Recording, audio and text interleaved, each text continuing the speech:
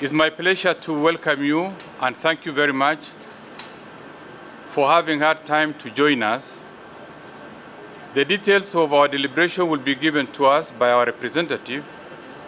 But Your Excellency, I want to confirm to you, as leaders of this region, we have, in conformity with the deliberations that we've had this morning and before, we want to confirm that we have a big stake in the current discourse, constitutional discourse that is ongoing, and we have resolved to support BBI in totality. But those are matters that's going to be shared with us in details by our representative. We want to thank our President, His Excellency Uhuru Kenyatta, for having given a special place to the communities of this region. And the fact that even the representation of the people he has carefully placed in government is a testimony of the value that he attaches to those regions. And we really want to thank him very much. The Right Honorable Prime Minister, he has worked with us through this journey, not today, and from time immemorial. And we are coming to confirm to him and to our President that we are fully in support, and if there are a few issues, our representatives are going to tell us how we are going to handle. Maybe I'll ask now Honorable Kainan, the parliamentary liaison leader, to now introduce the gentleman or the lady who's going to read for us the resolution before we invite Right Honorable Prime Minister. As you can see, we have also other colleagues, the Cabinet Secretaries. Honorable Tobiko will have been with us, but he's gone to represent another forum. Members present, His Excellency Governors, I think mine will be very brief. As you have been told by the CS Yatani, we have had a meeting here, and members of the press, as you are aware, there was a Naivasha meeting attended by some of us, including myself. We have had a communique that included the issues that are of unique concern to the pastoralist community. There was also another meeting in Nairobi here where members raised issues that really concern the pastoralists. And then there was another meeting in Parliament. All those issues have now been brought together, as we promised, presented to His Excellency the Right Honorable Prime Minister, Baba Raila Odinga, and I'm sure he's going to consult his brother, His Excellency President Uhuru Kenyatta. The issues that affect the party, there's no doubt about that. But we have resolved unanimously to support BBI and raise our issues on the table, not outside the table, as some did in 1962. So never again will the pastoral communities be pushed out of the government for day-to-day politics of 2022 and later on allow ourselves to be governed by a constitution that we do not participate. It happened to the people of Northeastern in 1962, 1963, and we regret it. We want to confirm our support for BBI. We also want to confirm we have had a very deliberative discussion with His Excellency the Right Honorable Prime Minister, and I have no doubt in my mind that since over the years he has projected, he has protected, and he has presented the issues of great concern to the pastoralist community, including the introduction of devolution, that our issues will be taken care of. He will discuss with his brother. We have agreed to form a small technical team that will liaise with the technical team that has prepared this, and I have no doubt in my mind the pastoralist communities will not be left out of the national conversation. At this juncture, I want to invite the chairman of the pastoralists, and please, members of the press, for avoidance of doubt, BBG is not divided. BBG is here. Our chairman is here.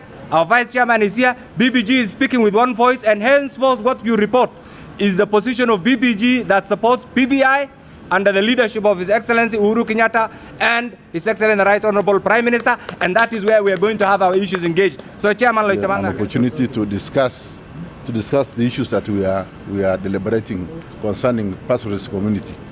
When we had a meeting in Nairobi as BPG, we are not against the BBI. We were actually just raising issues that concerns us, and I think we are very grateful. We are very, very much happy that we have been listened to, and we want to thank the Prime Minister for doing that. We want to continue discussing the way my colleague has just said. We want to put things on the table. We want to support BBI because that's why we can reap some benefits. You want to say this? No, not necessarily. So the issues that we want to agree, and I think we have been listened to, and we want to thank Honorable Prime Minister. The issue of revenue allocation, which is really pertinent to us, because from the time we got devolution, we have realized that pastoralist counties have really gained a lot, and we don't want to lose those gains. It's like we got independence after the 2010 promulgation of the 2010 Constitution. There's a lot of investment, there's a lot of employment now, there's a lot of development which has taken place, so we want to protect those gains. Two, we also want to say that equalization of fund, which has not materialized so well, we want it to be extended to another 10 years so that we can be able to 20 years.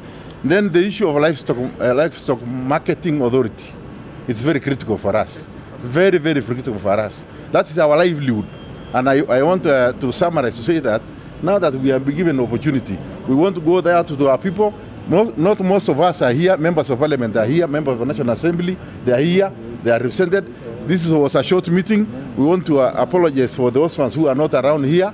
We want to say that in the next meeting, we will request that all of us be included, even those ones who did not attend the meeting today. Thank you so much. As shared by the chair of PPG, this is a continuous engagement we've had. Today we've managed to share with the Right Honorable Prime Minister, Honorable Raila Odinga, the issues of concern to pastoralists. These issues are not political based, is generally issues that touch on pastoralists.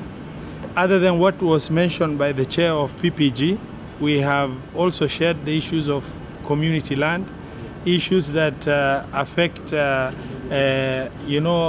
pastoralists, such as proposal of Health Service Commission, the issue of mainstreaming pastoralism as an economic activity that is worthy of being mainstream within the current arrangement. And I think some issues were reported out of context, and it's important that the members of the press understand. We are sharing our concerns in order to make sure that we are, as part and parcel of the communities in this country, that we get our issues included. It's not the issue of opposition or other issues as contextualized before. We are part and parcel of this government. As it is, President Uhuru Kenyatta has really mainstreamed, and all of you know the number of pastoralist cabinet secretaries, CSs and PSs that are in this government of President Uhuru Kenyatta. In terms of development, we have also had our share of development in the region. What we have just discussed is mainly to make sure that in this national discourse, we are also part and parcel of the program that's ongoing. We're on the table to discuss issues that are pertinent to us, and it has been well received by the representative of the president, who is the core principal of BBI, our brother, His Excellency Raila, and they are not controversial. It's generally very basic issues that has no controversy or does not disadvantage anybody in the country. It's just more about our issues that we feel needed to be highlighted, and that has been well taken. And we want to take the opportunity to tell our communities, the pastoral communities across the country, that we are on course, and you are fully represented, to understand wherever you are that your leaders are representing you. And the leaders that you've not seen here is just because of coronavirus. We've had to call representative number of persons to share this issue, but all the leaders are on board. Our engagement continues, and we immensely appreciate the opportunities previously accorded, and the attention that we got from the Right Honorable Raila Odinga, and we look forward to engaging further with the principal, the President of the Republic of Kenya, President Uhuru. Now, thank you very much. Now, Stay here. We are learning slowly. Can we? yes, please proceed. Can we have one meeting now? Let me confirm to you here. We have had 4 meetings to discuss the issues of pastoralists, and in all those 4 meetings, we had the President and we had Right Honorable Raila Odinga. Our issues are going to be taken on board. There is no question about it. Number two, we as pastoralists, we have raised issues, and those issues will be taken on board. And again, BBI has a lot of gain for us as pastoralist communities. We cannot, as pastoralists, oppose BBI. We must be on board. We are in government. We must sit on the table and discuss and eye on those issues the same way other communities in this country are discussing those issues. So there will be no sideshows. If it is a matter of politics, 2022 will come. Na uwanja iko wazi kwa kila mtu. Lakini kwa hivi sasa tuko kwa BBI na sisi tuna support BBI 100%. Lazima tuwakilishe wafugaji vilivyo katika haki yao. Asante sana. Now, before I say much, everything has been said by colleagues, that the most important person to listen to now is the Right Honorable Prime Minister. We are one, we are united. If you thought there were two groups, no more two groups of PPG. There's only one group. Number two, this is the correct report you need to give to Kenyans. One big report that pastoralists support PPG. BBI. BBI. The entire region supports BBI. And so without taking my time, let me use this opportunity to gratefully welcome Right Honorable Raila Odinga to address us. I want to be properly quoted. Last week I addressed the Council of Governors, and we had a very cordial conversation with the Council of Governors. At no time did the governors give me any kind of ultimatum. Now I don't know where the media got this impression that I was given any ultimatum. I was not given any ultimatum by the governors. So we want the media to report correctly to the people of Kenya. These are the representatives of the pastoralist community. Come from Loitokitok to Mandera, from Lamu to Lokichogio, spread across our country. And they have spoken. We have had a very cordial conversation with these representatives. And as Fatuma Dulu has said, this was the fourth meeting we've been having with them. And there is quite an agreement over many issues here. The issues that they have raised today, the issue of revenue sharing, then the issue of equalization fund, the issue of livestock marketing authority.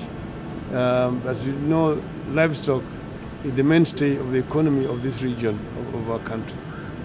And we've said that some of those issues can and will be taken on board.